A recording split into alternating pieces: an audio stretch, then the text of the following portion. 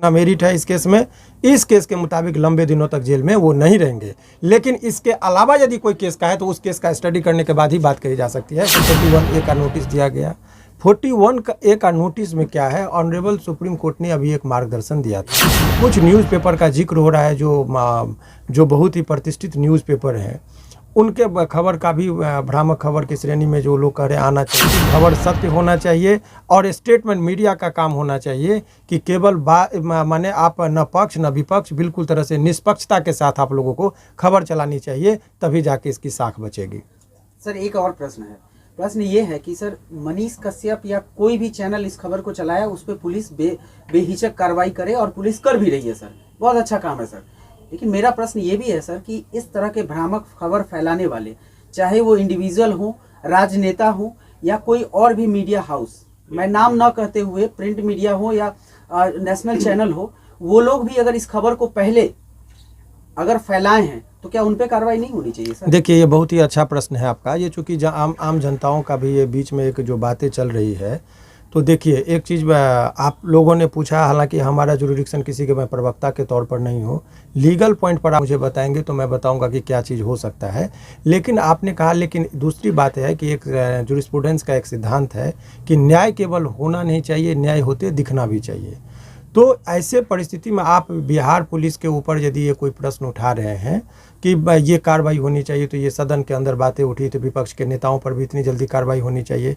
कुछ न्यूज़पेपर का जिक्र हो रहा है जो बहुत ही प्रतिष्ठित न्यूज़पेपर हैं, उनके खबर का भी भ्रामक खबर की श्रेणी में जो लोग कह रहे आना चाहिए, तो उनके तरफ भी यदि कोई कार्रवाई हो रही है तो उस कार्रवाई को भी लोगों के बीच में यदि बिहार पुलिस को देखना चाहिए कि हम किसी एक व्यक्ति पर पक्षपाती होकर कार्रवाई नहीं कर रहे हैं, हम सभी लोगों को सामान्य रूप से देख रहे हैं। और 26 न्यूज़ चैनलों का जो अलग अलग URL का जो जिक्र किया जा रहा है, तो यहाँ से एक कहीं अफवाह न फैल जाए। तो ऐसे परिस्थिति में भी बिहार पुलिस को नज़र रखनी चाहिए कि भाई कहीं अराजकता की स्थिति ना आ जाए। देखिए 1857 ईस्वी का विद्रोह जो होता है एक अफवाह पर आधारित था।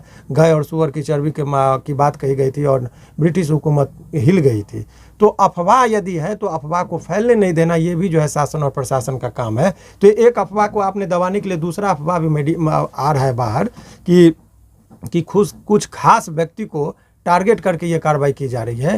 तो ये जो अफवाह है उसको या लोगों में भ्रम न जाए, इसके लिए भी स्पष्टता से बिहार पुलिस को सारी चीज़ों को दिखानी चाहिए। ये उनके लिए भी और राजहित के लिए भी जरूरी है। सर एक सवाल है, मनीष कश्यप के ऊपर इतना जल्दी कार्रवाई कितना उचित है? देखिए, अब ये जो आप लोगों ने बात कहा, उचित और अनुचित का फैसला माननीय न्यायालय में होता है। लेकिन प्रक्रियात्मक जो बातें कही गई है, सामान्यतः यदि किसी व्यक्ति के ऊपर यदि कुर्की जब्ती का मामला होता है तो उससे पहले FIR होने के बाद अनुसंधान के दौरान पुलिस क्या करती है, सामान्यतः वारंट लेती है। पहले तो 41A का नोटिस दिया गया। 41A का नोटिस में क्या है, ऑनरेबल सुप्रीम कोर्ट ने अभी एक मार्गदर्शन दिया था और मार्गदर्शन में देने के बाद उन्होंने कहा था कि 7 वर्ष से यदि किसी व्यक्ति को 7 वर्ष तक की सज़ा का प्रावधान है, उसमें डायरेक्ट गिरफ्तारी नहीं होनी चाहिए, उनको 41A के तहत लाभ मिलना चाहिए, पुलिस को बचना चाहिए। लेकिन इस केस में भी 41 का नोटिस दिया गया, बहुत सारे लोगों को दिया गया। लेकिन एक जो लोगों के बीच में जो इसके अभियुक्त हैं, उन लोगों को 41A का नोटिस का कंप्लेंस करने में समस्या ये आ रही है कि अभी एक राकेश तिवारी करके थे, उनको 41A का नोटिस गया था। उस नोटिस के कंप्लेंस करने के लिए गए तो उनकी गिरफ्तारी दिखा गई। तो ये जो है सो तो उसका कोई कंप्लेंट इन्फ्रैक्चुअस कर जाएगा। इस बात को माननीय न्यायालय में भी इस पिटीशन में रखा गया है, ये बात ऑन रिकॉर्ड जाएगी। तो इस बात का कि कौन उचित कौन अनुचित, ये प्रक्रियात्मक क्या एरर है। जिन लोगों का मैं केस देख रहा हूँ, इस केस में मैं सभी लोगों का केस नहीं देख रहा हूँ, लेकिन अधिकतर पत्रकार का केस मैं देख रहा हूं कि उनको बचाने की जो बातें हैं, तो उसमें ये सब प्रक्रियात्मक चीज़ जहां भी एरर होगा, इस चीज़ से हम लोग न्यायालय को अवगत कराएंगे। और ये जो है सो जहां कहीं भी ये एरर करेंगे तो उस चीज़ का जो है सो हम लोग न्यायालय के समक्ष बात को रखेंगे और न्यायालय ही तय करती है कि गलत और सही। हमारा बात होता है कि अपनी बातों को वहाँ पे रखना और जोरदार तरीके से रखना। तो मैं इतना ही कहूँगा कि आप लोग जितने भी यूट्यूब चैनल या मीडिया कर्मी हैं, उनको घबराने की ज़रूरत नहीं है। उनकी बात को जो भी लोग निर्दोष हैं उनके खिलाफ कोई कार्रवाई नहीं होगी। सर एक सवाल है, मनीष कश्यप जी अभी बेतिया के नज़दीकी थाने में जो है आत्मसमर्पण किए हैं और इसके अलावा उनके घर पे कुर्की जब्ती की भी बात आ रही है, वीडियो वायरल भी हो रही है। सर किस मामले में उनके घर पे कुर्की जब्ती देखिए कुर्की और उसका क्या देखिए 82 निर्गत हो जाने के बाद 30 दिन का वक्त दिया। 82 क्या है, किसी व्यक्ति को लोग कहते हैं फरार, तो डायरेक्ट आप फरार नहीं कर सकते हैं। उसके लिए विधिवत प्रक्रियाएं हैं कि पहले वारंट लेने के बाद यदि व्यक्ति उपस्थित नहीं होता है, कहीं गिरफ्तारी नहीं होती है, पुलिस से बच रहा है, भाग रहा है, तो ऐसे परिस्थिति में पुलिस 82 का प्रेयर करती है कोर्ट में और माननीय न्यायालय उनको देती है कि ये 30 दिन का उनको वक्त दीजिए और उनके घर पर एक चिपकाया जाता है। और यदि वो व्यक्ति कहीं भी उपस्थित नहीं होते हैं 30 दिन के अंदर तो उनको डिक्लेयर किया जाता है एब्सकॉन्डर। ये 82 का प्रोविज़न है। उसके बाद 83 के प्रावधान के तहत उनको यदि फिर भी यदि गिरफ्तार नहीं होता है तो ऐसा कहता है कंपेलिंग चीज़ किया जाए कि मजबूर होकर वो कहीं भी हो तो वो उपस्थित हो जाए। ऐसे परिस्थिति में वो जो आप लोग देखते हैं कि कुर्की जब्ती करना, बुलडोजर का जो आजकल नया पैटर्न चला है, घर तोड़ना इत्यादि, तो ऐसे परिस्थिति में डायरेक्ट इसमें 82 का जो प्रावधान है, चूँकि बहुत हीनियस क्राइम का आप लोग को बता दें, जितना है तौबा मचाया जा रहा है, जितना डर और भय का माहौल बनाया जा रहा है वो कुछ है नहीं। और इसमें FIR का भी जो है सो जो हम लोगों ने न्यायालय में जो बातें को जो पिटीशन का जो पार्ट बन रहा है कि जो सेक्शन लगाया गया है उस सेक्शन में सभी लोगों के विरुद्ध मामला नहीं बनता है। जैसे 26 लोगों की जिक्र हो रही है, अज्ञात में बहुत सारे लोगों का नाम बताया जा रहा है, तो उसमें सेक्शन में क्या क्या प्रॉब्लम है, क्या जो सेक्शन है उसका इंग्रेडिएंट इनके खिलाफ फॉल कर रहा है कि नहीं कर रहा है, तो तमाम चीज़ वो कोर्ट में और न्यायालय में आता है, तो वहाँ पर हम लोग बात करेंगे। अभी आप लोगों को बताएंगे तो वो उसमें सुधार हो जाता है, तो फिर वो अभियुक्त को निकलने में बेतिया से मनीष कश्यप को पटना कब तक देखिए, ये ट्रांजिट रिमांड की बात होती है। वो CRPC में प्रोविजन है कि यदि कोई व्यक्ति कहीं गिरफ्तार होता है तो 30 किलोमीटर से अधिक का यदि उनको दूरी तय करनी होती है तो वहाँ से जो संबंधित जुडिशियल मजिस्ट्रेट होते हैं उनसे अनुमति लेने के बाद वो ट्रैवलिंग किया जाता है। तो ऐसे परिस्थिति में जो है सो उनको यहाँ पर लाने से पहले वहाँ से अनुमति ली जाएगी और उस अनुमति के बाद यहाँ पर माननीय पटना न्यायालय में जो है वहाँ पर उनको लाया जाएगा और इसके बाद जुडिशियल कस्टडी में देने की बात होगी तो उनको भेजा जाएगा। एक सवाल और है, पत्रकारिता की आड़ में, मतलब पत्रकारिता और सिंपैथी की आड़ में अगर आप सरकार को धमकी देते हैं तो वो कहाँ तक सही है? देखिए, ये तो फिर प्रवक्ता वाली बात हो गई, लेकिन ये बात एक चीज़ जो प्रश्न आया है इसमें, चूँकि आप लोगों ने कह दिया तो मैंने शुरुआत से कहा है कि इसमें सरकार की शक्ति का जो उन्होंने उपयोग किया और वो टारगेट, देखिए गृह मंत्रालय जो है, जनरली गृह मंत्रालय जो है अभी माननीय मुख्यमंत्री जी के पास है। लॉ एंड ऑर्डर और केस मुकदमा यदि आप देखेंगे तर्कात्मक तर्क से यदि बात किया जाए तो वो विभाग जो होता है वो माननीय मुख्यमंत्री जी के पास है।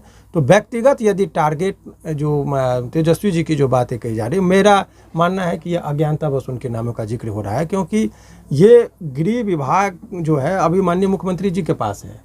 तो ये इनके पास स्वास्थ्य से संबंधित होता तो direct allegation you can level against Tejashwi Yadav, लेकिन ये विभाग तो इनके पास है नहीं। तो क्यों हो रहा है इस चीज़ का जवाब यदि हम देंगे तो ये पॉलिटिकल हो जाएगा, इसलिए उस पर मेरा बोलना उचित नहीं। क्या कोई पत्रकार सर 180 दिन में किसी का सरकार गिरा देगी क्या? ये तो आप लोग तय करेंगे, इसमें मैं क्या सर एक सवाल है कि पुलिस का कहना है कि मनीष कश्यप पे जो गिरफ्तारी हुई है, जो कार्रवाई हो रही है, सिर्फ इसलिए नहीं हो रही है कि गलत पत्रकारिता की है इस मामले में, बल्कि वो एक आदतन अपराधी हैं और पत्रकारिता के आड़ में अपराध को ही अंजाम देते हैं हर दिन। इसको कैसे देखते हैं? देखिए, जब एलिगेशन लगता है तो विभिन्न तरह की बातों का एलिगेशन लगता है, तो ये आरोप प्रत्यारोप का बात है। देखिए, ऑन रिकॉर्ड बातें जो होती है कोर्ट में, डायरी का क्या पार्ट आया, FIR का पार्ट क्या, अनुसंधान में क्या आया, सीजर लिस्ट क्या बना, उतना ही पर कोर्ट में बहस करना होता है। बाकी जो बातें हैं ये गॉसिप है, बातचीत का अंश होता है कि उसने क्या कहा, तेजस्वी को क्या कहा, तो ये उसका पॉलिटिकल चीज़ है। कुछ लोग सिंपैथी, कुछ लोग नफरत, बहुत सारी बातें होती है। उस मैटर पर अभी बात नहीं। अभी सवाल जो बहुत सारे लोगों के मन में था कि अभी गिरफ्तार हुए हैं तो कितने दिनों के अंदर वो निकलेंगे, ये जो एक मूल प्रश्न आप लोगों का है। तो आप लोग एक चीज़ समझ लीजिए कि ये बहुत बड़ा हीनियस क्राइम का चार्ज इनके ऊपर नहीं है। जो इनके ऊपर चार्ज लगा है उसमें अधिकतम सज़ा 7 वर्षों का है, और अधिकतम सज़ा 7 वर्षों का मतलब ये मत समझिए कि 7 वर्ष बाद ही निकलेंगे। उनको बेल में, मर्डर केस में आजीवन कारावास होता है, फांसी की सज़ा होती है, उसमें भी बेल मिलता है।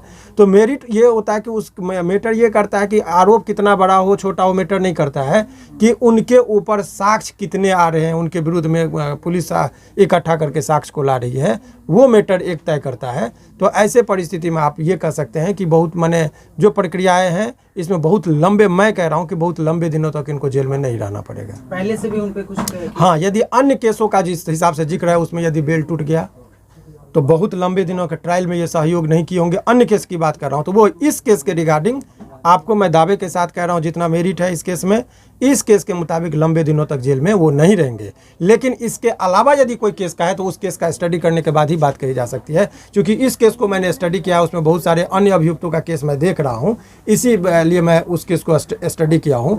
अन्य केस के बारे में क्या है नहीं है, जब उसका मैं अवलोकन करूँगा तभी आप लोगों को बता पाऊँगा। ठीक है, थैंक यू सर।